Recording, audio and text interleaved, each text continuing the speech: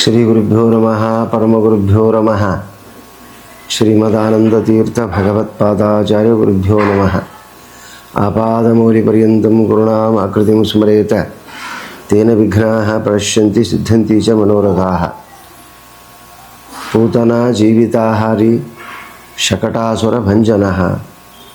ಭಗವಂತನಿಗೆ ಒಂದು ವಿಶೇಷಣ ಏನು ಅಂದರೆ, ಪ್ರತಿಯೊಬ್ಬ ಜೀವರಾಶಿಗಳನ್ನು ರಕ್ಷಣೆ ಮಾಡುವುದರಲ್ಲದೆ ತನ್ನ ಭಕ್ತರನ್ನು ಅತ್ಯಂತವಾಗಿ ರಕ್ಷಣೆ ಮಾಡತಕ್ಕಂಥ ವಿಶೇಷವಾದ ಭಗವಂತನ ಕಾರ್ಯ.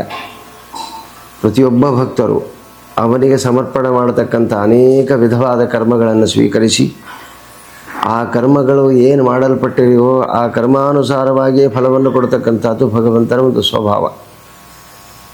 ಭೂಮಿ ಎಂಥದೇ ಇರಲಿ, ಅದರಲ್ಲಿ ಹಾಕಿದ ಬೀಜ, ಭೂಮಿಯಲ್ಲಿ ಹಾಕಿದ ಬೀಜ ಯಾವ ರೀತಿ ಫಲದಾಯಕವಾಗ್ತದೋ, ನೆಲ್ಲನ್ನು ಹಾಕಿ ಜೋಳ ಬೆಳೀಲಿ ಅಂದರೆ ಬೆಳೆಯೋದಿಲ್ಲ, ಜೋಳ ಹಾಕಿ ಗೋಧಿ ಬೆಳೀಲಿ ಅಂದರೆ ಬೆಳೆಯೋದಿಲ್ಲ.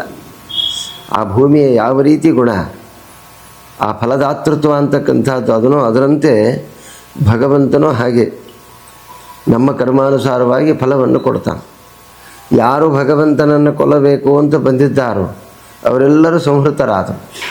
ಯಾರು ಭಗವಂತ ನಮ್ಮವನಾಗಬೇಕು ಅಂತ ಬಂದರೋ ಭಗವಂತ ಅವರವರಾದ. ಅವರಲ್ಲೇ ನಿಂತು ಅವರಲ್ಲೇ ಕೆಲಸ ಮಾಡಿದ. ಇಂಥ ಭಗವಂತನ ಕಾರುಣ್ಯ, ಅವನ ಭಕ್ತ ವಾತ್ಸಲ್ಯ ಯಾರಿಂದಲೂ ನಾವು ತಿಳಿಲಿಕ್ಕೆ ಶಕ್ಯ ಇಲ್ಲ. ಅವನೇ ಹೇಳಬೇಕು. ಅದಕ್ಕೆ ಭಾಗವತದಲ್ಲಿ ಒಂದು ಶ್ಲೋಕ ಇದೆ, ಮುಖ್ಯಂತಿ ಯಂ ಸೂರಯ. ನೋಡ್ರಿ ಎಂಥ ಶಬ್ದ ಇಟ್ಟಿದ್ದಾರೆ. ಭಗವಂತ ತನ್ನ ಮಹಿಮೆಯನ್ನು ಜಗತ್ತಿಗೆ ತೋರಿಸಿ ತಾನೇ ಉಪದೇಶ ಮಾಡಿ ಜಗತ್ತಿನ ವಿಲಕ್ಷಣವಾಗಿರ್ತಕ್ಕಂತಹ ಪ್ರಕೃತಿ ನೇಮವನ್ನು ಭಗವಂತನೇ ಉಪದೇಶ ಮಾಡಿ ಭಗವಂತನೇ ತೋರಿಸಿ ನಮಗೆಲ್ಲ ಕೊಡಬೇಕೇ ಹೊರತು ನಾವೇ ಆ ಪ್ರಕೃತಿಯನ್ನಾಗಲಿ ಜೀವ ಸ್ವರೂಪವನ್ನಾಗಲಿ ಭಗವಂತನ ಸ್ವರೂಪವನ್ನಾಗಲಿ ತಿಳಿತೀವಿ ಅಂತಕ್ಕಂಥದ್ದು ಅಶಕ್ಯ. ಯಾಕಂದರೆ ಭಗವಂತನ ಗುಣಗಳನ್ನು ನಾವು ಎಷ್ಟು ಕೊಂಡಾಡಿದರೂ ಕಡಿಮೆನೇ.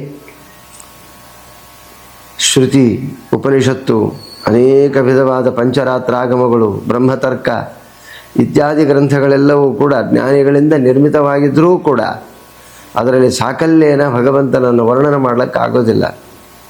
ಆದರೆ ನಮ್ಮ ಯೋಗ್ಯತಾನುಸಾರವಾಗಿ ಭಗವಂತನ ತಿಳಿಯಬೇಕೇ ಹೊರತು ಅವನನ್ನು ಪೂರ್ಣ ತಿಳಿತೀವಿ ಅಂತ ಯಾವ ರೀತಿ ಅಶಕ್ಯವಾಗಿರ್ತಕ್ಕಂಥ ವಿಚಾರ ಇದೆಯೋ ಅದಕ್ಕೆ ಸ್ನಾನ ಸಮುದ್ರ ವತ್ಸಾಹ. ಈ ಸಮುದ್ರದಲ್ಲಿ ಸ್ನಾನಕ್ಕೆ ಹೋಗ್ತೀವಿ, ಎಲ್ಲ ನೀರು ಸ್ನಾನ ಮಾಡಿ ಬರ್ತೀವ? ಮಾಡಲಿಕ್ಕಾಗೋದಿಲ್ಲ. ಎಲ್ಲೋ ಒಂದು ಮೂಲೆಯಲ್ಲಿ, ಒಂದು ತೆರೆಯಲ್ಲಿ, ಒಂದು ಬುರುಗಿನಲ್ಲಿ, ಆ ಜೊಲ್ಲಿನಲ್ಲಿ, ನೊರೆಯಲ್ಲಿ ಸ್ನಾನ ಮಾಡಿ ನಾನು ಸಮುದ್ರ ಸ್ನಾನ ಮಾಡಿದೆ ಅಂತ ಹೇಳ್ತೀವಿ. ಆ ಸಮುದ್ರ ಸ್ನಾನದ ಫಲ ಆ ಸಮುದ್ರದ ಅಧಿಪತಿಯಾಗಿರ್ತಕ್ಕ ಸಮುದ್ರ ರಾಜ ವರುಣದೇವ ಯಾವ ರೀತಿ ನಮಗೆ ಫಲ ಕೊಡ್ತಾನೋ ಅದರಂತೆ ಭಗವಂತ ಸಮುದ್ರಾಕಾರನಾಗಿರ್ತಕ್ಕ ಅನಂತ ಗುಣಗಳಿಂದ ಪರಿಪೂರ್ಣನಾದ ಭಗವಂತ ನಮಗೆ ಅನೇಕ ವಿಧವಾದ ಕರ್ಮಾದಿಗಳಿಂದ ನಾವು ಮಾಡುವಂಥ ದುಷ್ಕರ್ಮಗಳು ಸುಕರ್ಮಗಳು ಆ ಕರ್ಮಾನುಸಾರವಾಗಿ ಫಲವನ್ನು ಕೊಟ್ಟು ಉದ್ಧಾರ ಮಾಡ್ತಾನೆ.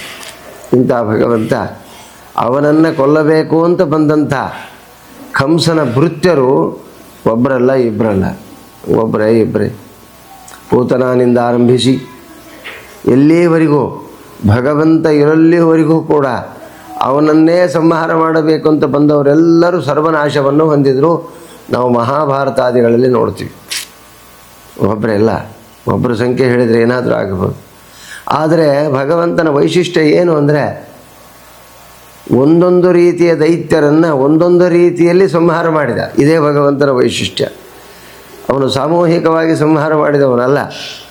ಅವರು ಯಾವ ರೀತಿ ಯಾವ ಉದ್ದೇಶವನ್ನು ಇಟ್ಟುಕೊಂಡು ಸಂಹಾರ ಮಾಡಲಿಕ್ಕೆ ಬಂದರೋ ಅದೇ ರೀತಿಯಾಗಿ ಅವರನ್ನು ಸಂಹಾರ ಮಾಡಿದ. ನೋಡ್ರಿ ಎಂಥ ವಿಚಿತ್ರ. ಪೂತನನಿಂದ ಆರಂಭಿಸಿ ನಾವೆಲ್ಲ ವಿಚಾರ ಮಾಡಿದಾಗ ಆ ವಿಲಕ್ಷಣವಾದ ಭಗವಂತನ ವ್ಯಾಪಾರ ನಮಗೆ ತಿಳಿದು ನಾವು ಭಗವಂತನನ್ನು ಅವನಿಂದ ನಾವು ಉದ್ಧಾರವನ್ನು ಬಯಸಬೇಕೇ ಹೊರತು ನಾವು ಭಗವಂತನ ಉದ್ಧಾರ ಮಾಡ್ತೀವಿ ಅಂತ ಅಶಕ್ಯ. ಇಂಥ ಭಗವಂತ ಅಷ್ಟೈಶ್ವರ್ಯ ಸಂಪನ್ನನಾಗಿರ್ತಕ್ಕಂಥವನು. ಅದರಂತೆ ಪೂತನ, ಶಕಟಾಸುರ, ವ್ಯೋಮಾಸುರ ಇವರೆಲ್ಲ ದೇವತೆಗಳು. ಆ ದೇವತೆಗಳ ವರವನ್ನು ಪಡೆದವರು, ಪಾರ್ವತಿ ವರವನ್ನು ಪಡೆದವರು ಇವರೆಲ್ಲ. ನೋಡ್ರಿ ಮುಂದೆ ಬರ್ತದೆ ಧ್ವನಿ ಮತ್ತು ಚಮು ಅಂತ ಇಬ್ಬರು ದೈತ್ಯರು. ಇವರೆಲ್ಲ ಪಾರ್ವತಿಯನ್ನು ಆರಾಧನೆ ಮಾಡಿ ನಾವು ಯಾವ ಕಾಲಕ್ಕೂ ಮರಣವನ್ನು ಹೊಂದಬಾರದು. ನೋಡಿ ಭಗವಂತ ಅಂದ, ನೀವು ದೇವತೆಗಳ ವರವನ್ನು ಪಡೆದರೂ ಕೂಡ, ದೇವತೆಗಳನ್ನು ಆರಾಧನೆ ಮಾಡಿ ಸಕಲ ಫಲಗಳನ್ನು ಹೊಂದಿದರೂ ಕೂಡ ನಿಮ್ಮ ಕರ್ಮಾನುಸಾರವಾಗಿ ನಾನು ನಾಶ ಮಾಡ್ತೇನೆ ಹೊರತು, ಸುಕರ್ಮ ಇದ್ದರೆ ರಕ್ಷಣೆ ಮಾಡ್ತಾನೆ, ದುಷ್ಕರ್ಮ ಇದ್ದರೆ ನಾಶ ಮಾಡ್ತಾನೆ. ನೋಡ್ರಿ, ಬ್ರಹ್ಮದೇವರಿಂದ ಅವಧ್ಯತ್ವವನ್ನು ಪಡೆದಂಥ ರಾವಣ, ಕುಂಭಕರ್ಣಾದಿಗಳು, ಹಿರಣ್ಯಾಕ್ಷ, ಹಿರಣ್ಯಕಶಿಪು, ಶಿಶುಪಾಲ, ದಂತವಕ್ರ, ಇವರೆಲ್ಲರೂ ಕೂಡ ಬ್ರಹ್ಮದೇವರಿಂದ ವರವನ್ನು ಪಡೆದರು. ಬ್ರಹ್ಮದೇವರಿಂದ ವರವನ್ನು ಪಡೆದರೂ ಕೂಡ ಭಗವಂತ ಅವರನ್ನೇನು ಮಾಡಿದ? ಸಂಹಾರ ಮಾಡಿದ. ಆ ಸಂಹಾರ ಮಾಡಲಿಕ್ಕೆ ಕಾರಣ ಏನು? ದುಷ್ಕರ್ಮ. ಯಾವ ರೀತಿ ಕರ್ಮ ಅವರನ್ನು ಬೆನ್ನು ಹತ್ತುತ್ತದೆ. ದೊಡ್ಡವರ ವರವನ್ನು ಪಡೆದು ನಾವು ದುಷ್ಕರ್ಮದಲ್ಲಿ ನಮ್ಮ ಈ ದೇಶದಲ್ಲಿ ನಡೆದಿರತಕ್ಕಂಥದ್ದು ಅಕ್ಷರ ಕ್ರಾಂತಿ ಅಂತ ಹೇಳ್ತಾ ಹೊರಡ್ತಿದ್ವಿ. ಇದು ಅಕ್ಷರ ಭ್ರಾಂತಿ ಆಗಿರ್ತಕ್ಕಂಥದ್ದು, ಕ್ರಾಂತಿ ಅಲ್ಲ. ಯಾಕೆಂದರೆ ನಮ್ಮ ದೇಶದ ವಿದ್ಯೆಯನ್ನು ಕಲಿತು ನಮ್ಮ ದೇಶಕ್ಕೆ ದ್ರೋಹ ಬಗೆದರೆ ನಮಗೆ ಯಾವ ರೀತಿಯಾದ ಶಿಕ್ಷಾದಿಗಳಾಗ್ತಾವೋ ಅದರಂತೆ ಭಗವಂತನೂ ಕೂಡ ಇದೇ ವಿದ್ಯೆನೇ ನಾವು ದುಷ್ಕರ್ಮಗಳಿಗೆ ಉಪಯೋಗ ಮಾಡಿ ದೇಶವನ್ನು ನಾಶ ಮಾಡುವಲ್ಲಿ ನಾವು ಎಲ್ಲ ಮುಂದುವರಿತಾ ಇದ್ವಿ. ಯಾವ ದೇಶದಲ್ಲಿದ್ದೀವಿ ಅಂತಕ್ಕಂಥದ್ದೇ ಎಚ್ಚರಿಲ್ಲ. ಅದರಂತೆ ನಮ್ಮ ಭಗವಂತ ಅವನ ಆಶ್ರಯದಲ್ಲಿದ್ದು ಅವನನ್ನೇ ದ್ವೇಷ ಮಾಡಿದರೆ ಯಾರು ತಾನೇ ಸುಮ್ಮನೆ ಇರ್ತಾರೆ? ಯಾರು ರಕ್ಷಣೆ ಮಾಡುತ್ತಾರೆ? ಭಗವಂತ ಒಬ್ಬ ರಕ್ಷಕ ಇದ್ದಾನೆ, ಎಲ್ಲ ಕರ್ಮಗಳಿಗೂ ಅಧಿಪತಿಯಾಗಿರ್ತಕ್ಕಂಥವನಿದ್ದಾನೆ. ಅವರ ಬಗ್ಗೆ ನಾವು ವಿಚಾರ ಮಾಡಿ ಅವನ ಹೇಳಿದಂತೆ ನಾವು ಪಾಲನೆ ಮಾಡ್ತಾ ಹೋದರೆ, ಶ್ರುತಿ ಸ್ಮೃತಿ ಹರೇರಾಜ್ಞಾ, ಅದನ್ನು ನಾವು ಅನುಷ್ಠಾನ ಮಾಡ್ತಾ ಹೋದರೆ ಭಗವಂತ ಎಲ್ಲ ಕಾಲಕ್ಕೂ ನಮ್ಮನ್ನು ರಕ್ಷಣೆ ಮಾಡ್ತಾನೆ. ನೋಡ್ರಿ, ಪಾಂಡವರನ್ನು ರಕ್ಷಣೆ ಮಾಡಿದ, ಹೌದಾ? ವಸುದೇವ ದೇವಕಿಯನ್ನು ರಕ್ಷಣೆ ಮಾಡಿದ, ನಂದಗೋಪ ಯಶೋಧನ ರಕ್ಷಣೆ ಮಾಡಿದ, ಉದ್ಧವ ಅಕ್ರೂರ ಎಲ್ಲರನ್ನೂ ಎಂತೆಂಥ ವಿಪತ್ತಿನಿಂದ ಕೂಡ ಭಗವಂತ ರಕ್ಷಣೆ ಮಾಡಿದ. ಯಾಕೆ? ಭಗವಂತನಲ್ಲಿ ಇರತಕ್ಕಂಥ ಗುಣ. ಆ ಧರ್ಮವನ್ನು ನಾವು ಅನುಷ್ಠಾನ ಮಾಡಿದರೆ, ಸುಧರ್ಮಾದಿಗಳನ್ನು ಅನುಷ್ಠಾನ ಮಾಡಿದರೆ ಭಗವಂತ ಸದಾ ಕಾಲದಲ್ಲಿ ರಕ್ಷಣೆ ಮಾಡ್ತಾನೆ. ಯಾಕೆ ಅಂದರೆ ಎಲ್ಲ ಭಗವಂತಂದೇ. ಅವನದು ಅಂದಾಗ ನಾವು ರಕ್ಷಣೆ ಆಗ್ತೀವಿ, ನಮ್ಮದು ಅಂದಾಗ ರಕ್ಷಣೆ ಆಗೋದೇ ಇಲ್ಲ. ನಾವು ಎಲ್ಲ ನಿಂದು ನಿಂದು ನಿಂದು ಅಂತ ಹೋದರೆ ಭಗವಂತ ಸದಾ ಕಾಲದಲ್ಲಿ ರಕ್ಷಣೆ ಮಾಡ್ತಾನೇ ಇರ್ತಾನೆ. ಯಾಕ್ರಿ? ಅವನು ಯಾಕೆ ಮಾಡ್ಬೇಕಂದ್ರೆ ಎಲ್ಲ ಅವನದೇ ಅದ. ಅವನನ್ನು ಸ್ಮರಣೆ ಮಾಡಿ ಮಾತ್ರದಿಂದಲೇ ನಾವು ರಕ್ಷಿತರಾಗ್ತೀವಿ. ಸ್ಮೃತಿ ಮಾತ್ರ ಏವ.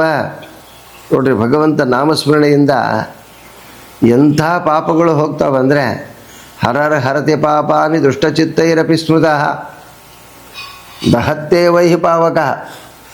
ಯಾವ ರೀತಿ ಬೆಂಕಿ ಎಲ್ಲವನ್ನು ಸರ್ವನಾಶ ಮಾಡ್ತದೋ, ಬೇಕಾದಿರಲಿ ನಾಶ ಮಾಡ್ತದೋ, ಅದರಂತೆ ಅವನ ನಾಮಸ್ಮರಣೆ ಕ್ಷಣಾರ್ಧದಲ್ಲಿ ಪಾಪವನ್ನು ನಾಶ ಮಾಡ್ತದೆ. ಅದಕ್ಕೆ ಪ್ರಸಿದ್ಧ ಚೋರ ಭಗವಂತ. ಅವನಿಗೆ ಚೋರ ಅಂತ ಕರೆದಿದ್ದಾರೆ.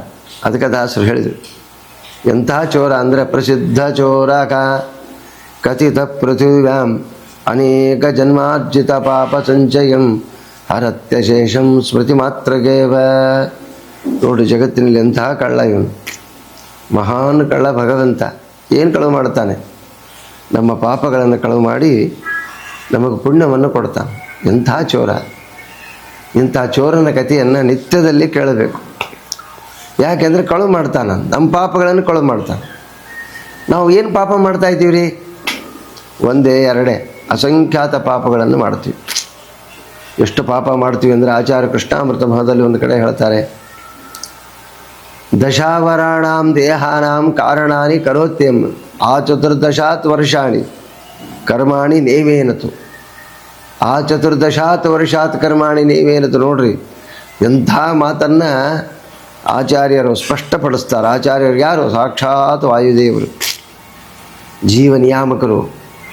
ಜೀವದ ಪ್ರತಿ ಕ್ಷಣದಲ್ಲಿ ಜೀವವನ್ನು 21,600 ಹಂಸ ಮಂತ್ರಗಳ ಜಪವನ್ನು ಮಾಡಿ ಜೀವರ ಜೀವಿತವನ್ನು ಕೊಡ್ತಕ್ಕಂಥ ಮಹಾನುಭಾವರು ವಾಯುದೇವರು.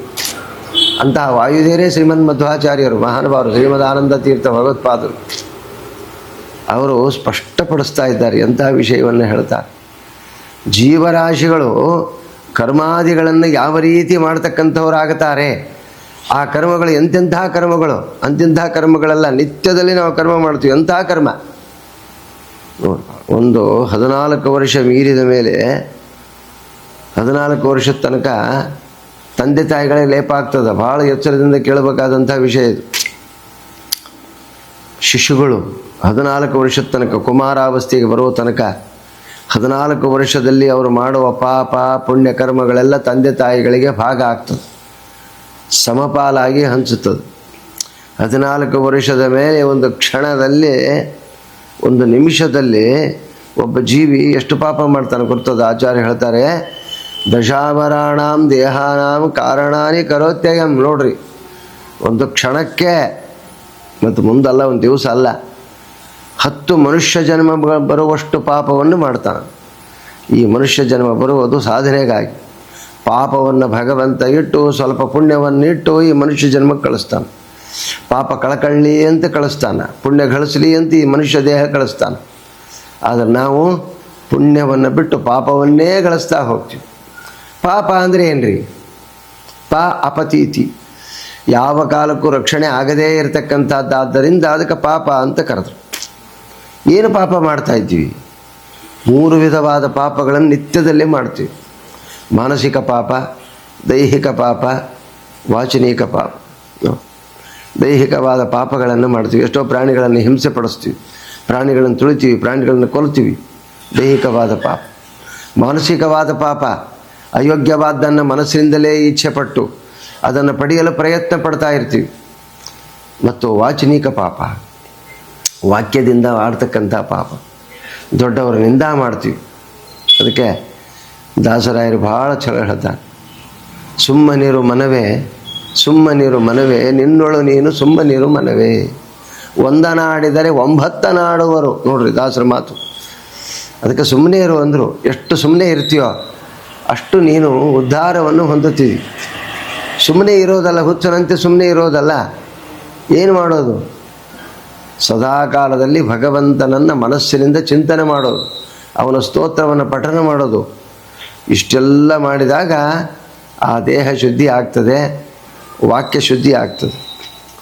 ಇಂತಹ 3 ವಿಧವಾದ ಪಾಪಗಳು ಪ್ರತಿ ಕ್ಷಣದಲ್ಲಿ, ಪ್ರತಿ ನಿಮಿಷಗಳಲ್ಲಿ, ಪ್ರತಿ ಲವಲೇಶಗಳಲ್ಲಿ ನಮಗೆ ಪ್ರಾರಂಭವಾಗ್ತಾ ಇದೆ. ಲವಲೇಶಗಳು ಹಾಗೆ ಬರ್ತನೇ ಇರ್ತದೆ, ಘಟನೆ ಆಗ್ತಾ ಇರ್ತದೆ, ಸಂಘಟನೆ ಆಗ್ತಾ ಇರ್ತದೆ. ಇಂತಹ ಪಾಪಗಳನ್ನು ಮಾಡಿರ್ತಕ್ಕಂಥ ಮನುಷ್ಯ ಉದ್ಧಾರ ಆಗೋದು ಹೇಗೆ? ಅದಕ್ಕೋಸ್ಕರ ನಾವು ಎಷ್ಟು ಪಾಪಗಳನ್ನು ಮಾಡ್ತೀವಿ. ಈ ಪಾಪಗಳನ್ನೆಲ್ಲ ಭಗವಂತ ಸ್ಮೃತಿ ಮಾತ್ರ ಏವ, ಅಪ್ಪ ಜಗದೀಶ ಉದ್ಧಾರ ಮಾಡೋ, ನಾನು ಮಾಡಿ ತಪ್ಪಾತು ಅಂತ ನಾನು ಭಗವಂತನನ್ನು ನೆನೆಸಿದಾಕ್ಷಣ ಭಗವಂತ ಏನು ಮಾಡ್ತಾನೆ? ಹರತ್ಯ ಶೇಷಂ ಸ್ಮೃತಿ ಮಾತ್ರಗೇವ. ನೋಡು, ಎಂತಹ ಭಗವಂತನಲ್ಲಿ ಶಕ್ತಿ ಇದೆ, ಎಷ್ಟು ಕೃಪಾ ಇದೆ, ಎಷ್ಟು ವಾತ್ಸಲ್ಯ ಇದೆ ನೋಡ್ರಿ.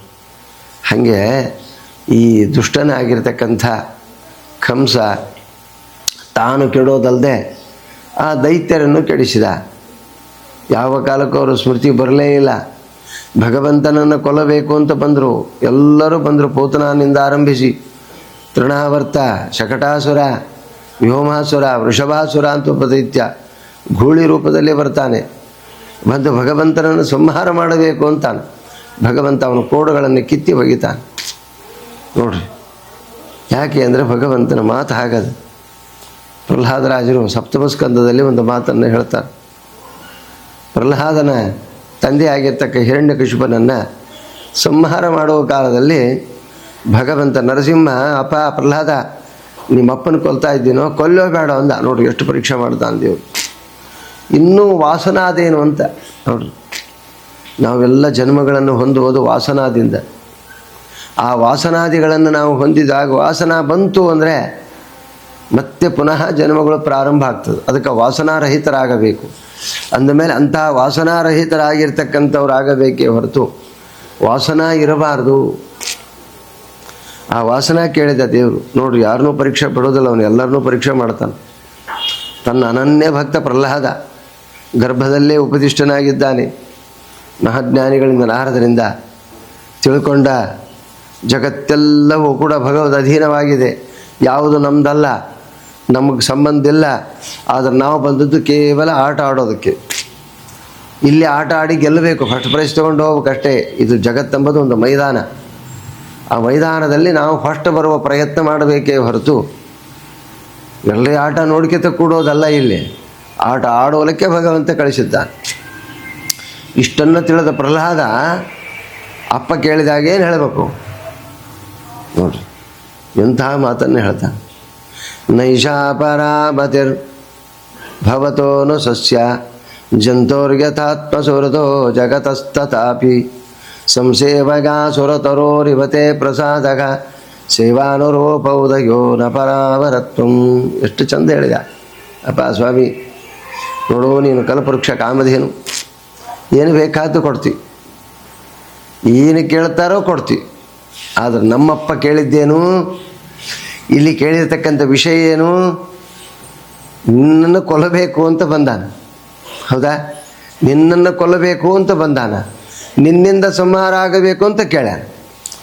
ನೋಡ್ರಿ, ಯಾಕೆ ಕೇಳಿದ? ಬ್ರಹ್ಮದೇವರಿಂದ ಸೃಷ್ಟವಾದ ವಸ್ತುಗಳಿಂದ ನನಗೆ ನಾಶ ಆಗಬಾರದು ಅಂತ ಕೇಳಿದ. ನೋಡು, ನಾಶ ಆಗಬಾರದು ಅಂದ. ನಾಶ ಆದ ಅಂತ ಅಂದಂಗಾತು. ನಾಶ ಒಪ್ಪಿಕೊಂಡ. ನಿನ್ನಿಂದ ಕೇಳಬೇಕು ಅಂತ ಅನ್ಕೊಂಡ. ನೋಡು, ಮತ್ತು ಕೇಳಿದಾಗ ಸ್ವಾಮಿ ನನಗೇನು ಕೇಳ್ತೀಯಪ್ಪ, ಎಲ್ಲ ನಿನ್ನ ಅಧೀನದಲ್ಲಿ ಇರ್ತಕ್ಕಂಥ ಇದು ಪ್ರಪಂಚ. ಆದ್ದರಿಂದ ಅವನನ್ನು ಸೃಷ್ಟಿ ಮಾಡಿದವನು ನೀನೇ, ಸಂಹಾರ ಮಾಡೋನು ನೀನೇ. ಕೇವಲ ನನಗೂ ಅವನಿಗೆ ಸಂಬಂಧವನ್ನು ಹಚ್ಚಿದ್ದಿ. ಆದರೆ ಇಂತಹ ಸಂಬಂಧ ಬೇಡ ಅಂದ ಪ್ರಹ್ಲಾದ. ಯಾಕೆಂದರೆ ಜಗತ್ತಿನಲ್ಲಿ ನಿನ್ನ ಭಕ್ತರು ಉದ್ಧಾರ ಆಗಬೇಕೇ ಹೊರತು ನಿನ್ನ ಭಕ್ತ ಇವನಲ್ಲ. ಯಾರೋ ಹಿರಣ್ಯಕಶಿಪು ಅಲ್ಲ, ಅಲ್ಲೊಬ್ಬ ದೈತ್ಯ ಇದ್ದ. ನಿನ್ನ ಭಕ್ತರನ್ನು ಉದ್ಧಾರ ಮಾಡೇ ಮಾಡ್ತೀವಿ. ಆದರೆ ನಮ್ಮಪ್ಪನಲ್ಲಿ ಒಬ್ಬ ಮಹಾನುಭಾವ ಇದ್ದಾನೆ, ಜಯ ಅಂತಿದ್ದಾನೆ. ಅವನನ್ನು ಉದ್ಧಾರ ಮಾಡೇ ಮಾಡ್ತೀವಿ. ಆದರೆ ದೈತ್ಯರನ್ನೂ ಉದ್ಧಾರ ಮಾಡ್ತೀವಿ. ಹಾಗೆ ದಮನ ಮಾಡಿ ಮಾಡ್ತೀವಿ. ಅವ್ರಿಗೆ ಎಲ್ಲಿ ಕಳಿಸ್ಬೇಕು ಕಳಿಸ್ತೀವಿ. ಅದಕ್ಕೆ ನನ್ನೇನು ಕೇಳ್ತೀವಿ ಸ್ವಾಮಿ, ನಿಮಿತ್ತ ಮಾತ್ರ ಭವಿಸವ್ಯ ಸಾಚಿನ್. ನೀ ಸಂಬಂಧ ಕಲ್ಪಿಸಿಕೊಟ್ಟಿಯೇ ಹೊರತು ಎಲ್ಲಿ ತಂದಿ, ಎಲ್ಲಿ ತಾಯಿ, ಜಗತ್ತಿಗೆಲ್ಲ ಯೋ ನ ಪಿತಾ ಚ ನಿತಾಯೋ ವಿಧಾತ, ಎಲ್ಲ ನೀನೇ. ತ್ವಮೇವ ಮಾತಾ ಚ ಪಿತಾ ಚ ಬಂಧು, ಎಲ್ಲ ನೀನೇ. ನಾನು ಕೇಳಬೇಡ ಅಂದ. ಏನು ಮಾಡ್ತೀರಿ ನೋಡ್ರಿ, ಎಂಥ ಮಾತು ಪ್ರಹ್ಲಾದಂದು. ಈ ಮಾತು ಕೇಳಿದಾಗ ಭಗವಂತ ಸಂತುಷ್ಟನಾಗಿದ್ದ. ಅಂದರೆ ಎಲ್ಲ ಕರ್ಮಗಳನ್ನು ಭಗವಂತನಿಗೆ ಅರ್ಪಣೆ ಮಾಡಬೇಕು ಅಂತ ಅರ್ಥ. ಸರ್ವಾಣಿ ಕರ್ಮಾಣಿ ಸಮರ್ಪ್ಯ ಕೃತ್ಯಾನಿ ಕೃತೀಕೃತಾನಿ. ಎಲ್ಲವನ್ನು ಭಗವಂತನಿಗೆ ಅರ್ಪಣೆ ಮಾಡುವುದನ್ನು ಕಲಿಬೇಕು. ಈ ದೇಹವನ್ನು ಅರ್ಪಣೆ ಮಾಡೋದು ಕಲಿಬೇಕು. ಆತ್ಮನೇ ವಸ್ತುಗಳ ಸಮರ್ಪಣೆ ಮಾಡಿದಾಗ ಭಗವಂತ ನಮಗೆ ಪ್ರತ್ಯಕ್ಷ ಆಗ್ತಾನೆ. ನಾವು ಇನ್ನೂ ಸ್ವಲ್ಪ ಶೇಷ ಏನಾದರೂ ಇಟ್ಟುಕೊಂಡು ಭಗವದ್ ಆರಾಧನೆ ಮಾಡಿದರೆ ಪುನಃ ಮತ್ತೆ ಜನ್ಮಗಳು ಪ್ರಾರಂಭವಾಗ್ತಾವೆ. ನಮಗೆ ಜನ್ಮಾಂತರಗಳೇ ಬೇಡ ಅಂದರೆ ಎಲ್ಲ ಅರ್ಪಣೆ ಮಾಡಿ, ಸಮರ್ಪಣೆಯನ್ನು ಮಾಡಿ, ಭಗವಂತ ಎಲ್ಲ ನೀನೇ, ನಿನ್ನಿಂದಲೇ ಆದದ್ದು ನೀನೇ ಅಂತ ಭಗವಂತ ನಾಮಸ್ಮರಣೆ ಮಾಡಿದಾಗ ಉದ್ಧಾರವನ್ನು ಹೊಂದುತ್ತೆ. ಅಜಾಂಬಳ ಕರತೆ, ಪರೀಕ್ಷಿತ್ ರಾಜ, ಖಟ್ವಾಂಗ ಮಹಾರಾಜ, ಇಂಥವರೆಲ್ಲ ಮಹಾಭಾಗವತ ರಾಮಾಯಣಾದಿಗಳಲ್ಲಿ ನಾವು ಇತಿಹಾಸವನ್ನು ಕೇಳ್ತೀವಿ. ಇವೆಲ್ಲವನ್ನು ಕೇಳಿದಾಗ ನಾವು ಯಾವ ರೀತಿ ಉದ್ಧಾರವನ್ನು ಹೊಂದುತ್ತೀವಿ ಅಂತ ಗೊತ್ತಾಗ್ತದೆ. ಅಂತ ಜಗದೀಶನಾದ ಭಗವಂತ ಉದ್ಧಾರ ಮಾಡಿದ. ಪ್ರಹ್ಲಾದನ್ನೂ ಉದ್ಧಾರ ಮಾಡಿದ, ಹಿರಣ್ಯಕಶಿಪುವನ್ನೂ ಉದ್ಧಾರ ಮಾಡಿದ. ನೋಡ್ರಿ ಎಂಥ ಭಗವಂತನ ದಯಾಳುತ್ವ. ಆ ರಾಕ್ಷಸನಿಗೇನು ಸದ್ಗತಿ ಕೊಡಬೇಕು ಕೊಟ್ಟ, ಅಲ್ಲಿರ್ತಕ್ಕಂಥ ಜಯನಿಗೆ ಉದ್ಧಾರ ಮಾಡಿದ. ಅದರಂತೆ ಇಲ್ಲೆಲ್ಲ ದೈತ್ಯರು ತಮ್ಮ ಒಳಗೆ ವಿಷವನ್ನು ತುಂಬಿಕೊಂಡು ಭಗವಂತನನ್ನು ಸಂಹಾರ ಮಾಡಬೇಕೆಂದಾಗ ಘನಘೋರವಾದ ಮರಣವನ್ನು ಕೊಟ್ಟಿದ್ದಾನೆ ಭಗವಂತ. ನೋಡ್ರಿ, ಭಾಳ ಎಚ್ಚರದಿಂದ ಇರಬೇಕಾದಂಥ ವಿಷಯ. ನಾವು ಘನಘೋರವಾದ ಸಂಹಾರವನ್ನು ಮಾಡ್ತಾನೆ ಭಗವಂತ. ಯಾರ್ಯಾರು ಹೆಂಗೆ ಕೇಳ್ತಾರೋ ಹಾಗೆ ಕೊಡ್ತಾನೆ. ತನ್ನ ಭಕ್ತರಾಗಿರ್ತಕ್ಕ ಪ್ರಹ್ಲಾದನಿಗೆ ತೊಂದರೆ ಕೊಟ್ಟದ್ದಕ್ಕೆ ಉಗ್ರ ರೂಪವನ್ನು ತಾಳಿಕೊಂಡು ಬಂದ ಭಗವಂತ. ಅವನನ್ನೇ ಉದ್ದೇಶಿಸಿ ಕೊಲ್ಲಬೇಕಂತ ಬಂದಾಗ ಭಗವಂತ ಸೌಮ್ಯ ರೂಪದಲ್ಲಿದ್ದರೂ ಕೂಡ ಘೋರವಾದ ಮರಣವನ್ನು ಕೊಟ್ಟ ದೈತ್ಯರಿಗೆ. ನೋಡ್ರಿ, ದೈತ್ಯರಿಗೆ ಕೊಡುವ ಮರಣ ಬೇರೆ, ದೈತ್ಯರ ಅವಿಷ್ಟವಾದ ತನ್ನ ಭಕ್ತರಿಗೆ ಕೊಡ್ತಕ್ಕಂಥ ಮರಣಗಳೇ ಬೇರೆ. ಭಗವಂತನ ವೈವಿಧ್ಯ. ಇದನ್ನು ನಾವು ಸೂಕ್ಷ್ಮವಾಗಿ ಭಾಗವತ, ರಾಮಾಯಣ, ಮಹಾಭಾರತಗಳಲ್ಲಿ ವಿಮರ್ಶೆ ಮಾಡಿದಾಗ ಎಂತೆಂಥ ವಿಷಯಗಳು ಹೊರಗೆ ಬರ್ತಾವೆ. ಅದಕ್ಕೆ ಗ್ರಂಥ ಒಡೆದು ನೋಡಬೇಕು, ಗ್ರಂಥ ತೆಗೆದು ನೋಡಬಾರ್ದು, ಗ್ರಂಥ ಒಡೆದು ನೋಡಬೇಕು. ಅದಕ್ಕೆ ಗ್ರಂಥ ಅಂತ ಹಿಡಿದು. ಗ್ರಂಥ ಅಂದ್ರೇನು? ಒಡಿಲಕ್ಕೆ ಉಪಯುಕ್ತವಾದದ್ದು ಗಂಟು ಅಂತ ಗ್ರಂಥ ಅಂದರೆ ಗಂಟು. ಆ ಗಂಟನ್ನು ಬಿಚ್ಚುವ ಪ್ರಯತ್ನ ಮಾಡಿದಾಗ, ಯಾಕಂದರೆ ಸಮಾಧಿ ಭಾಷಾ, ಗುಹ್ಯ ಭಾಷಾ, ದರ್ಶನ ಭಾಷಾ ಅಂತ ಪುರಾಣಕ್ಕೆ 3 ವಿಧವಾದ ಭಾಷೆಗಳವು. ಮಹಾಭಾರತಕ್ಕೆ 10 ಅರ್ಥ ಅಂತ ಹೇಳ್ತಾರೆ ಆಚಾರ್ಯರು. ಶಾತ್ತತೀರ್ಥಮಪಿ ಸಂಭವಿತಾರ್ಥ ಸತ್ತತಾಂ ಶ್ರುತಿ ವಿತ್ತದಶಾರ್ಥಂ. ನೋಡ್ರಿ, ಮಹಾಭಾರತಕ್ಕೆ 10 ಅರ್ಥಗಳಂದರೆ ಯಾವ ರೀತಿ ಆಗಿರಬಾರ್ದು. ಪುರಾಣಕ್ಕೆಲ್ಲ ಹಾಗೆ ಜ್ಞಾನಿಗಳೆಲ್ಲ ಮಾಡ್ತಾರೆ. ನಮಗೊಂದು ಅರ್ಥ ಆದದ್ದೇ ನೆನಪಿರೋದಿಲ್ಲ, ಅದರಾಗ ಅರ್ಧ ಆಗಿರ್ತದೆ, ನಾವೇನು ತಿಳ್ಕೊತೀವಿ. ಅದಕ್ಕೆ ದೊಡ್ಡವರ ಉಪದೇಶ, ದೊಡ್ಡವರ ಜ್ಞಾನ, ದೊಡ್ಡವರ ಸಂಪರ್ಕ, ದೊಡ್ಡವರ ಸನ್ನಿಧಾನ, ದೊಡ್ಡವರಲ್ಲಿ ನಾವಿದ್ದರೆ ನಾವು ದೊಡ್ಡವರಾಗ್ತೀವಿ. ನಾವೆಲ್ಲ ದೊಡ್ಡವರಾಗೋದು ಯಾವಾಗ? ನಾವು ಆಗುವ ದೊಡ್ಡತನ ಯಾವಾಗ ಆಗ್ತೀವಿ? ದೊಡ್ಡವರ ಸಂಪರ್ಕದಿಂದ ದೊಡ್ಡವರಾಗ್ತೀವಿ ಹೊರತು ಆಗೋದಿಲ್ಲ. ಹಂಗೆ ವಿಷವನ್ನು ತುಂಬಿಕೊಂಡು ಬಂದಿರತಕ್ಕಂಥ ಒಬ್ಬೊಬ್ಬ ರಾಕ್ಷಸರನ್ನು ಭಗವಂತ ವಿಲಕ್ಷಣವಾಗಿ ಸಂಹಾರ ಮಾಡ್ತಾನೆ. ವ್ಯೋಮಾಸುರ, ಶಕಟಾಸುರ, ತೃಣಾವರ್ತ, ವೃಷಭಾಸುರ ಅಂತ ಒಬ್ಬ ದೈತ್ಯ, ಅವನು ಬಂದ, ಕೋಡುಗಳನ್ನು ತಗೊಂಡು ಬಂದ. ಅವನನ್ನು ಭಗವಂತ ಅವನ ಮೇಲೆ ಕೂತ್ಕೊಂಡು ಅವನು ಸಂಹಾರ ಮಾಡಿದ. ಯಾವ ಬಲದಿಂದ ಬಂದಿರ್ತಾರೋ ಆ ಬಲವನ್ನೇ ವಿಲಕ್ಷಣವಾಗಿ ಭಗವಂತ ಉಪಯೋಗ ಮಾಡಿ ಅವನು ಸಂಹಾರ ಮಾಡ್ತಾನೆ. ಇಂಥ ಮಹಾನುಭಾವ ಇವನು. ಅಲ್ಲಿಂದ ಭಗವಂತ ವಿಚಾರ ಮಾಡ್ತಾ ಹೋದ, ಇಲ್ಲಿಂದ ಉಪಯೋಗವಿಲ್ಲ. ಯಾಕಂದರೆ ಇಷ್ಟು ಎಲ್ಲ ರಾಕ್ಷಸರು ಬಂದು ನನ್ನನ್ನು ಕೊಲ್ಲಬೇಕು ಅಂತ ಬರ್ತಾರೆ. ನನ್ನಿಂದ ನನ್ನ ಗೋಪಾಲಕರಿಗೆ, ನನ್ನ ಭಕ್ತರಿಗೆ ಉಪಟಳ ಆಗ್ತದೆ. ನನ್ನ ಭಕ್ತರಿಗೆ ಉಪಟಳ ಆದರೂ ಉಪಯೋಗ ಇಲ್ಲ. ಅದಕ್ಕೋಸ್ಕರ ನನ್ನ ಭಕ್ತರನ್ನು ರಕ್ಷಣೆ ಮಾಡಬೇಕು. ನಾನೇ ಇದ್ದು ನಾನು ಅವ್ರನ್ನ ಸಂಹಾರ ಮಾಡೋದಲ್ಲ. ನನಗೆ ಬೇಕಾದಷ್ಟು ಕಷ್ಟ ಬರಲಿ, ಆದರೆ ನಾನು ಸಹನೆ ಮಾಡಿಕೊತೀನಿ. ಆದರೆ ನನ್ನ ಭಕ್ತರಿಗೆ ಕಷ್ಟ ಬರಬಾರದು ಅಂತ ಭಗವಂತ ಪರಿವೀಕ್ಷಿತ ತಾನು ಸುತ್ತ ನಿಂತುಕೊಂಡು ರಕ್ಷಣೆ ಮಾಡೋದಕ್ಕೋಸ್ಕರವಾಗಿ ಆ ನಂದಗೋಕುಲವನ್ನು ಬಿಟ್ಟು ಬೃಂದಾವನಕ್ಕೆ ಪ್ರವೇಶ ಮಾಡ್ತಾನೆ. ಆ ಬೃಂದಾವನದಲ್ಲಿ ಎಲ್ಲ ಅವನ ಬಾಲಲೀಲೆಯನ್ನು ಯಶೋಧ, ನಂದಗೋಪರು ನೋಡ್ತಾ ಭಗವಂತನಿಗೆ ಅದ್ಭುತವಾಗಿರ್ತಕ್ಕಂಥ ಬಾಲಲೀಲೆಯನ್ನು ತೋರಿಸ್ತಾ ಇರ್ತಾರೆ. ಅವನ ಅಂಬಿಗಾಲಿಡ್ತಕ್ಕಂಥದ್ದು, ಅವನು ಬೆಣ್ಣೆಯನ್ನು ಕಳುವು ಮಾಡ್ತಕ್ಕಂಥದ್ದು, ಅನೇಕ ಗೋಪಿಕಾ ಸ್ತ್ರೀಯರನ್ನು ಒರೆಸಿರ್ತಕ್ಕಂಥ ಒಂದು ಸಂದರ್ಭ ನೋಡ್ರಿ. ಎಲ್ಲ ಗೋಪಿಕಾ ಸ್ತ್ರೀಯರು, ಅದ್ಭುತವಾದ ವಿಷಯ. ಎಲ್ಲ ಗೋಪಿಕಾ ಸ್ತ್ರೀಯರನ್ನು ಭಗವಂತ ಏನು ಮಾಡಿದ? ಲಗ್ನ ಮಾಡಿಕೊಂಡ ಅಂತ. 10 ಲಕ್ಷ ಜನರನ್ನು ಅವರಿಂದ ಉತ್ಪತ್ತಿ ಮಾಡಿದ್ದಾನೆ. ಇನ್ನೂ ಬಾಲ್ಯಾವಸ್ಥೆ, 5 ವರ್ಷದಲ್ಲೇ ಅವನ ಸೌಂದರ್ಯ, ಅವನ ರೂಪ, ಅವನನ್ನೇ ಬಯಸಿ ಬಂದಿರತಕ್ಕಂಥವ್ರು ಅವರೆಲ್ಲ.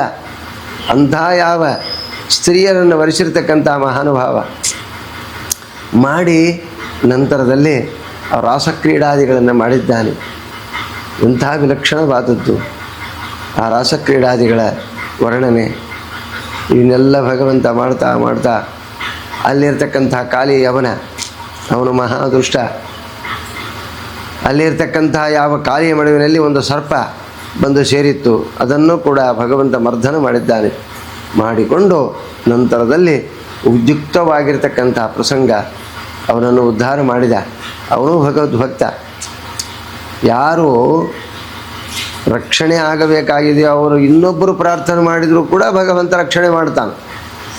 ಆ ಕಾಲಿಯ ಹೆಂಡಂದಿರು ಭಗವಂತನನ್ನು ರಕ್ಷಣೆ ಮಾಡ್ತಾರೆ. ಸ್ವಾಮಿ, ನನ್ನ ಗಂಡ ಮಾಡಿದಿರ್ತಕ್ಕಂಥ ತಪ್ಪನ್ನು ಕ್ಷಮಿಸಪ್ಪ, ಉದ್ಧಾರ ಮಾಡುವಂತ ಕೇಳ್ಕೊಂಡಾಗ ಭಗವಂತ ಅವನು ರಕ್ಷಣೆ ಮಾಡ್ತಾನೆ. ನೋಡಿ, ಇದು ಒಂದು ಕ್ರಮ. ಭಗವಂತನ ರಕ್ಷಣೆಯಲ್ಲಿ ಇದು ಒಂದು ಕ್ರಮ ತೋರಿಸಿಕೊಟ್ಟಿದ್ದ. ಏನು ವಿಲಕ್ಷಣ ಅಂದ ಮೇಲೆ, ಯಾರು ಭಗವದ್ ಭಕ್ತರು, ಭಗವಂತನಲ್ಲಿ ಅತ್ಯಂತವಾದ ಭಕ್ತಿ ಉಳ್ಳವರಾಗಿದ್ದಾರೋ ಅವರು ಇನ್ನೊಬ್ಬರ ಪರವಾಗಿ ಪ್ರಾರ್ಥನೆ ಮಾಡಿಕೊಂಡ್ರೆ ಭಗವಂತ ರಕ್ಷಣೆ ಮಾಡ್ತಾನೆ. ನೋಡಿ, ಎಂಥ ದಯಾಲು ಇದ್ದ. ಯಾಕೆ ಅಂದರೆ ಇವರು ಮಾಡಿರ್ತಕ್ಕಂಥ ಸೇವಾ, ಇವರು ತಿಳಿದಿರ್ತಕ್ಕ ಜ್ಞಾನ, ಇದರಿಂದ ಭಗವಂತ ರಕ್ಷಣೆ ಮಾಡ್ತಾನೆ. ಇದು ಒಂದು ವೈಶಿಷ್ಟ್ಯ ಭಗವಂತನಲ್ಲಿ. ಅಂಥ ಭಗವಂತನಲ್ಲಿ ಅದ್ಭುತವಾದ ವೈಶಿಷ್ಟ್ಯ ಇದೆ. ಅದಕ್ಕೆ ನಾವೆಲ್ಲ ಎಷ್ಟೋ ಮಂದಿ ಬಂದು ಜ್ಞಾನಿಗಳನ್ನು ಕೇಳ್ತಾರೆ. ರಾಯರಲ್ಲಿ, ರಘುತ್ತಮರಲ್ಲಿ, ಜಯತೀರ್ಥರಲ್ಲಿ, ಹನುಮಂತ ದೇವರಲ್ಲಿ, ಅನೇಕ ಭಕ್ತರಲ್ಲಿ ಬಂದ ಸ್ವಾಮಿ ನಮ್ಮ ಇಷ್ಟಾರ್ಥವನ್ನು ಈಡೇರುವಂತೆ ಅನುಗ್ರಹಿಸು ಸ್ವಾಮಿ ಎಂದಾಗ ಅವರೆಲ್ಲ ದೇವತೆಗಳು ಭಗವಂತನನ್ನೇ ಪ್ರಾರ್ಥನೆ ಮಾಡಬೇಕು. ಆ ಭಗವಂತನನ್ನು ಪ್ರಾರ್ಥನೆ ಮಾಡಿದಾಗ ಭಗವಂತ ಕೊಡೋನು. ಸರ್ವೇಷ್ಟ ಪ್ರದಾಯಕನಾಗಿರ್ತಕ್ಕವನು ಭಗವಂತನು ಮಾತ್ರ. ಅವನಿಗೊಂದೇ ಸ್ವಾತಂತ್ರ್ಯ ಇರೋದು. ನಾವು ಅನ್ಯ ದೇವತೆಗಳಲ್ಲಿ ಉಪಾಸನೆ ಮಾಡಿದರೆ ಏನು ಮಾಡ್ತಾರೆ, ಅವರೆಲ್ಲ ಭಗವಂತನಲ್ಲೇ ಅಪೀಲ್ ಹೋಗ್ತಾರೆ. ಆ ಭಗವಂತನಿಂದಲೇ ತೊಗೊಂಬರ್ತಾರೆ ಸಕಲ ಫಲವನ್ನು. ನೋಡಿ ಎಂಥ ವಿಲಕ್ಷಣದು. ಇದು ಭಗವಂತನ ವಿಶೇಷವಾದದ್ದು. ಇದು ಭಗವಂತನ ಶಕ್ತಿ. ಭಗವಂತನ ಭಕ್ತರವರು ರಕ್ಷಣೆ ಮಾಡಿದಾಕ್ಷಣ, ಅವರನ್ನೇ ಪ್ರಾರ್ಥನೆ ಮಾಡಿದಾಕ್ಷಣ ಭಗವಂತ ರಕ್ಷಣೆ ಮಾಡ್ತಾನೆ. ಇಂತಹ ಯಾವ ಭಗವಂತನ ಸದ್ಗುಣ, ಇಂಥ ಅನಂತವಾದ ಗುಣ ಯಾರಿಂದಲೂ ಬರ್ಲಕ್ಕೆ ಶಕ್ಕಿಲ್ಲ, ಯಾರೂ ತಿಳಿಲಕ್ಕೆ ಶಕ್ಕಿಲ್ಲ. ಹಾಗೆ ಆ ಯಾವ ಗೋಪಿಕಾ ಸ್ತ್ರೀಯರಂತೂ ಮುಗಿತು. ಇನ್ನು ಇಲ್ಲಿ ಫಣಿರಾಜನ ಮಡದಿಯರು ಭಗವಂತನನ್ನು ಪ್ರಾರ್ಥನೆ ಮಾಡ್ತಾರೆ. ಮುಂಜಂತು ಮಹಾಮಹಾಭಾಗೋ, ಅಪ್ಪ ಅವನನ್ನು ಬಿಡು, ಅವನನ್ನು ರಕ್ಷಣೆ ಮಾಡು, ಅವನು ಉದ್ಧಾರ ಮಾಡು ಅಂದಾಗ ಭಗವಂತ ಆ ಕಾಲಿಯನ್ನು ಉದ್ಧಾರ ಮಾಡಿದ್ದಾನೆ. ಉದ್ಧಾರವನ್ನು ಮಾಡಿ ಅಲ್ಲಿಂದ ಆ ಕಾಲಿಯ ಮಡುವಿನಲ್ಲಿ ಅಡಿಕೊಂಡಿರ್ತಕ್ಕಂಥ ಅವನು ಎಲ್ಲಿಗೆ ಪ್ರಯಾಣ ಮಾಡಿದ? ರಮಣಕ ದ್ವೀಪಕ್ಕೆ ಪ್ರಯಾಣ ಮಾಡಿದ್ದಾನೆ. ನೋಡಿ, ಆ ರಮಣಕ ದ್ವೀಪದಲ್ಲೇ ಈ ಕಾಲಿ ಅವನ ಅಲ್ಲೇ ಮಡುವಿತ್ತು, ಅಲ್ಲೇ ಪ್ರಯಾಣ ಮಾಡಿ ಅಲ್ಲೇ ವಾಸ ಮಾಡಿಕೊಂಡಿದ್ದ. ಅವನ ಸಂಪೂರ್ಣವಾದ ವಿಷದಿಂದ ತುಂಬಿರತಕ್ಕಂಥದ್ದು ಯಮುನಾ ನದಿ. ಇವತ್ತಿಗೂ ನೋಡ್ರಿ ಯಮುನಾ ನದಿ ನೀಲವರ್ಣ ಇದೆ. ಯಾಕೆಂದರೆ ಆ ವಿಷಪೂತ್ಕಾರ ಮಾಡಿ ಮಾಡಿ ಮಾಡಿ ಮಾಡಿ ಏನು ಮಾಡಿದ್ದ ಅವನು ಅಂದರೆ ಸಂಪೂರ್ಣವಾಗಿ ನದಿಯನ್ನೇ ವಿಷ ಮಾಡಿದ್ದ. ಯಾರೋ ಕಾಲಿ ಅಂತಕ್ಕಂಥ ಮಹಾ ಸರ್ಪ. ನೋಡ್ರಿ ಭಗವಂತ ಏನು ಮಾಡಿದ, ಅವನು ಮಾಡಿರ್ತಕ್ಕಂಥ ನೀಲವರ್ಣವನ್ನಾಗೇ ಉಳಿಸಿದ. ನೀಲವರ್ಣವನ್ನಾಗಿ ಉಳಿಸಿದ. ಆ ನೀಲವರ್ಣ ಇರತಕ್ಕ ವಿಷವನ್ನು ತೆಗೆದ. ನೋಡ್ರಿ ಇದು ಯಾರ ಕಡೆಯಿಂದ ಶಕ್ಯ ಅದ? ಇದು ಭಗವಂತನಿಂದ ಮಾತ್ರ ಶಕ್ಯನೇ ಹೊರತು ಯಾರಿಂದಲೂ ಶಕ್ಯ ಇಲ್ಲ. ಆ ನೀರಿನ ವಿಷದ ಸ್ವರೂಪವನ್ನು ಭಗವಂತ ಏನು ಮಾಡ್ತಾನೆ? ನಿರ್ವೀರ್ಯ ಮಾಡಿದ. ಸ್ವರೂಪ ಬದಲಿ ಮಾಡೋದಲ್ಲ. ಮತ್ತೆ ನೆನ್ಪಿಟ್ಕೊಳ್ರಿ, ಭಗವಂತ ಎಂದೂ ಯಾರ ಸ್ವರೂಪವನ್ನು ಬದಲು ಮಾಡಲಿಕ್ಕೆ ಶಕ್ತಿಲ್ಲ. ಸ್ವರೂಪದಂತೆ ಫಲವನ್ನು ಕೊಡ್ತಾನೆ. ಸ್ವರೂಪವನ್ನು ಅನುಸರಿಸೇ ಭಗವಂತ ಉದ್ಧಾರ ಮಾಡ್ತಾನೆ ಹೊರತು ಆ ಸ್ವರೂಪವನ್ನೇ ಬದಲಿ ಮಾಡೋದಿಲ್ಲ. ಹೇಗೆ ಅಂದರೆ ಏನ್ರಿ, ನಾವು ಭೂಮಿಯಲ್ಲಿ ನೆಲ್ಲ ಹಾಕಿವಿ, ಜೋಳ ಬೆಳೀಲಿ ಅಂದರೆ ಬೆಳೆಯೋದಿಲ್ಲ. ನೆಲ್ಲ ಹಾಕಿದರೆ ನೆಲ್ಲೇ ಬೆಳೀತದೆ, ಜೋಳ ಹಾಕಿದರೆ ಜೋಳನೇ ಬೆಳೀತದೆ.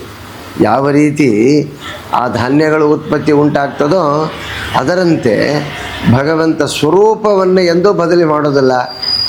ಆ ಸ್ವರೂಪದಲ್ಲಿ ಆಗತಕ್ಕ ಘಟನೆಗಳನ್ನು ಬದಲಿ ಮಾಡ್ತಾನೆ ಹೊರತು ಸ್ವರೂಪವನ್ನು ಬದಲಿ ಮಾಡೋದಿಲ್ಲ. ನೋಡಿರಿ, ಅಲ್ಲಿ ನೀಲವರ್ಣವಾಗಿರ್ತಕ್ಕ ಸ್ವರೂಪ, ನೀಲವರ್ಣ ವಿಷ, ಅದನ್ನು ಹಾಗೆಯೇ ಉಳಿಸ್ತ ದೇವರು. ಅದನ್ನು ಹಾಗೆಯೇ ಉಳಿಸಿ ಅದರೊಳಗಿರ್ತಕ್ಕಂಥ ವಿಷದ ಸ್ವರೂಪವನ್ನು ಬದಲಿ ಮಾಡಿದ. ಏನೂ ಆಗಬಾರದು ಅಂತ ಮಾಡಿದ. ನೋಡಿ ಎಂತಹ ಭಗವಂತ. ಇದೇ ಭಗವಂತನ ಅತ್ಯದ್ಭುತವಾದ ಶಕ್ತಿ. ಇದು ಯಾರಿಂದಲೂ ಮಾಡಲಿಕ್ಕೆ ಶಕ್ತಿಲ್ಲ. ಅದ್ಭುತವಾದ್ದು.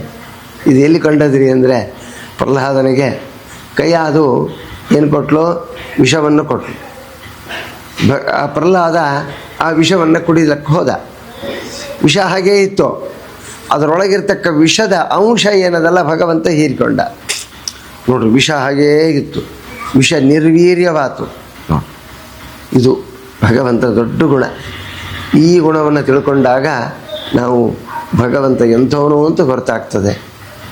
ಎಂತಹ ಶಕ್ತಿ. ಎಷ್ಟೋ ಮಂದಿ ನೀರಿನಲ್ಲಿ ಬೀಳ್ತಾರೆ, ಬದುಕಿ ಬರ್ತಾರೆ. ನೀರು ಮುಳುಗಿಸ್ತಕ್ಕಂಥದ್ದೇ ಸ್ವಭಾವ.